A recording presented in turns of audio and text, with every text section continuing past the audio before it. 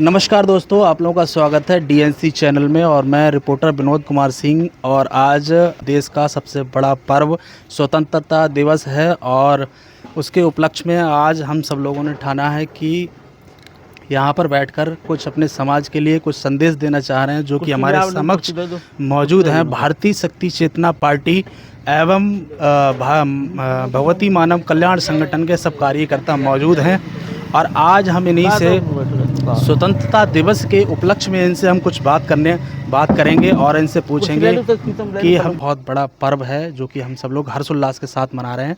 और सबसे पहला जो हम बात करेंगे वो हमारे भक्ति मानव कल्याण संगठन के जिला अध्यक्ष हैं और जो कि हमारे साथ मौजूद हैं। और चलिए हम इनसे बात करते हैं। आपका बहुत बहुत स्वागत है हमारे चैनल डीएनसी न्यूज़ में। और क्या कहना चाहेंगे आज हमारा स्वतंत्रता दिवस के अवसर पर? सर्वप्रथम मैं आपके चैनल के माध्यम से सभी क्षेत्रवासी व देशवासियों को सादर जय माता की, जय गुरुवर की। और आज जैसा कि स्वतंत्रता दिवस हमारा देश बड़े हर्षोल्लास के साथ मना रहा है। 15 अगस्त सन 1947 को हमारा देश आज़ाद हुआ था और उसी क्रम में हम ये 79वां स्वतंत्रता दिवस बड़े हर्षोल्लास के साथ और जोश व खरोश के साथ पूरा देश आज तिरंगामय है। तिरंगा यात्रा, तिरंगा अपने आवास पर घर घर तिरंगा और रैली के माध्यम से और प्रतिष्ठानों पर तिरंगा के माध्यम से स्वतंत्रता दिवस की खुशियाँ सभी पार्टियाँ और संगठन बड़े हर्षोल्लास के साथ मना रहे हैं। इसी क्रम में हमारा भगवती मानव कल्याण संगठन व भारतीय शक्ति चेतना पार्टी और पंचज्योति शक्ति तीर्थ सिद्धाश्रम भी 79वां स्वतंत्रता दिवस बड़े हर्षोल्लास के साथ। अच्छा, मैं पूछना चाहूँगा, जैसे हमारा भक्ति मानव कल्याण संगठन आप चला रहे हैं और कितने समय से आप चला रहे हैं, ये हमें थोड़ा सा अवगत कराइए। भगवती मानव कल्याण संगठन की स्थापना तो करीब 28 वर्षों से मतलब है, चल रहा है। इसमें जैसे कोई व्यक्ति है, आम व्यक्ति है, जैसे कोई अगर जाना चाहे भगवती मानव कल्याण संगठन का जो मध्य प्रदेश में आश्रम स्थित है, क्या क्या उसके रूल हैं और कैसे किस तरीके से जा सकते हैं, क्या क्या समय निश्चित रहता है? देखिए, भगवती मानव कल्याण संगठन का केंद्रीय कार्यालय पंचज्योति शक्ति तीर्थ सिद्धाश्रम, तहसील व्यवहारी, जिला शहडोल, मध्य प्रदेश में स्थित है। वहाँ जाने के लिए हमारे बरेली संगठन के द्वारा पदाधिकारी, टीम प्रमुख, सक्रिय कार्यकर्ता समय समय पर जाते रहते हैं। और वैसे तो सिद्धाश्रम धाम में शारदीय नवरात्रि को, अष्टमी, नवमी, दशमी को एक विशाल शिविर का आयोजन होता है। लोग सतत 29 वर्षों से होता चला आ रहा है। इसी श्रृंखला में सभी माँ भक्त, गुरुदेव के शिष्य, पार्टी के और संगठन के कार्यकर्ता पदाधिकारी सतत शिविर में लाभ लेने के लिए त्रिदिवसीय शिविर में उपस्थित होते हैं। और इसके अलावा किसी भी समय वहाँ 1997 से अखंड दुर्गा चालीसा का पाठ चल रहा है। किसी भी समय कोई भी भक्त जो जाना चाहे जा सकता है। पदाधिकारियों, टीम प्रमुखों, सक्रिय कार्यकर्ताओं से संपर्क करके बस द्वारा, ट्रेन द्वारा हर सुविधा वहाँ उपलब्ध है। और कोई नया माँ भक्त, नया गुरु भाई जाना चाहता है तो उसके साथ हमारे पदाधिकारी या टीम प्रमुख या कार्यकर्ता जो हैं संगठन के, वो उसको साथ लेके जाते हैं। इसी क्रम में पिछले महीने 10-12 जुलाई को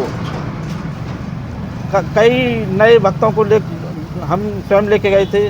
और इस बार इस समय हमारे पार्टी के जिला अध्यक्ष श्री तेजपाल सिंह भी कल शाम 5 बजे ट्रेन से गए। कई नए भक्तों को लेके गए हैं। वो किसी से कोई किराया नहीं लेते, अपने किराए से स्वयं जाते हैं। अच्छा, इसमें ये बताया गया है जैसे आश्रम में माँ की, गुरुवर की बहुत ज़्यादा कृपा रहती है। वहाँ कहते हैं कि किसी भी तरह की कोई समस्या हो वो स्वतः ही ठीक हो जाती है। क्या यह वाकई सच है?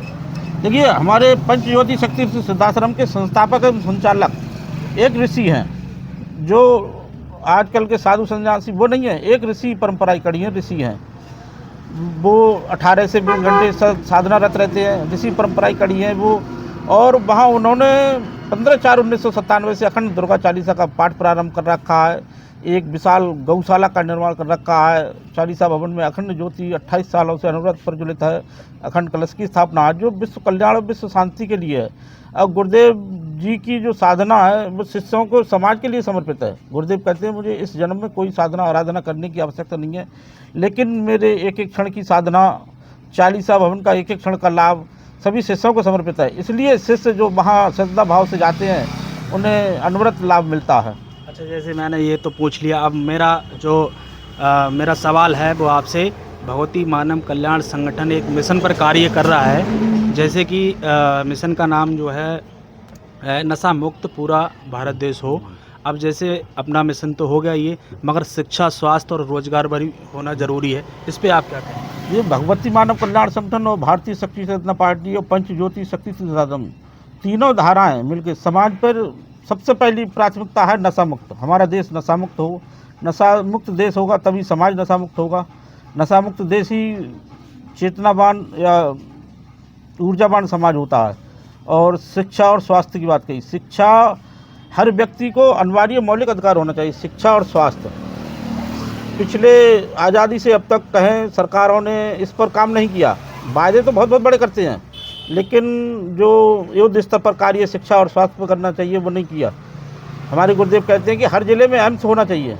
जो अभी पिछले वर्षों में जो महामारी आई थी, गुरुदेव ने इससे 2500 साल पहले भविष्यवाणी की थी, और तब से ही गुरुदेव आवाज़ उठाते चले आ रहे हैं कि एक एम्स स्तर का अस्पताल हर जिले में हो, जिससे स्वास्थ्य हर व्यक्ति को फ्री होना चाहिए। और ऐसे ही शिक्षा, कॉलेज जैसे कॉलेज मतलब जो प्राइवेट कॉलेज चल रहा है, सरकारी शिक्षा होना चाहिए। फ्री स्तर पर घर घर कॉलेज वाले आए और कहें कि अपने बच्चों का एडमिशन हमारे कॉलेजों में कराओ, सरकारी कॉलेज होना चाहिए। अच्छा, बेरोजगार पे क्या आप कहना चाहिए?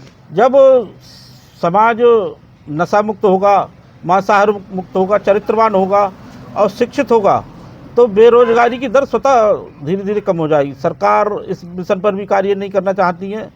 गुरुदेव कहते हैं कि ये समस्या हम 5 वर्षों में बेरोजगारी की ख़त्म कर देंगे, हर व्यक्ति को रोजगार देंगे, हर व्यक्ति को एक जमीन के भूखंड देंगे जिससे वो बेरोजगार ना हो, अपने बच्चों को पेट पालन कर सके, आसानी से कर सके। अब जैसे मेरा एक सवाल और है, जो भारतीय शक्ति चेतना पार्टी का उद्देश्य और नीति क्या है इसकी, एक बार और जानना। जैसे भारतीय शक्ति चेतना, मैंने जैसे बताया कि भारतीय शक्ति चेतना पार्टी और भगवती मानव कल्याण संगठन और पंच ज्योति शक्ति सिद्धाश्रम, इनका सबसे पहला कार्य है कि नशा मुक्त समाज ही चेतनावान और धर्मवान कर्मवान समाज होगा। और उसके बाद जो किसानों की मूलभूत समस्याएं हैं, आज अनेकों समस्याएं हैं, जैसे खाद उपलब्ध नहीं हो पा रही है, महीनों वर्षों लग जाते हैं जब तक किसान की समस्या उच्च स्तर पर पहुंचती है, तब तक वो समय निकल चुका होता है। सरकारें मतलब जो बिचौलिया हैं, जो ज़्यादा मुनाफा कमाते हैं, उन पर ध्यान नहीं देती है। अच्छा, एक चीज़ और मैं पूछना चाहूँगा, जातिवाद को लेके जो अन्य पार्टियां उन्हें फैला रखा है पूरे देश में, एक तरीके से घमासान युद्ध सा हो गया है, जो कि जातिवाद को लेकर बहुत ही ज़्यादा संघर्ष किया जा रहा है, इसमें आप क्या कहना चाहेंगे? बहुत ही अच्छा प्रश्न किया आपने। ये जातिवाद जो है एक समाज के विकासशील समाज या विकासशील देश के लिए मतलब एक नासूर टाइप है।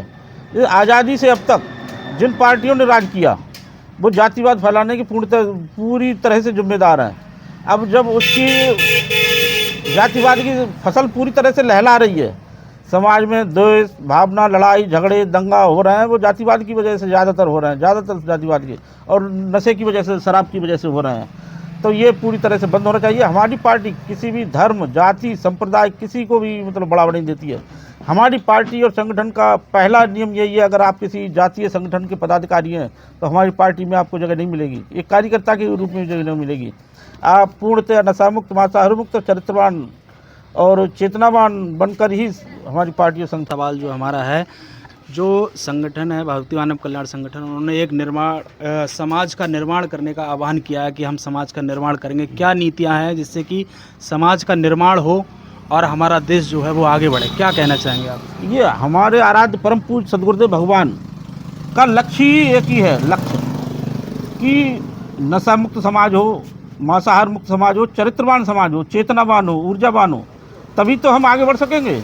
जो नशेड़ी समाज होगा वो क्या प्रोग्रेस कर लेगा?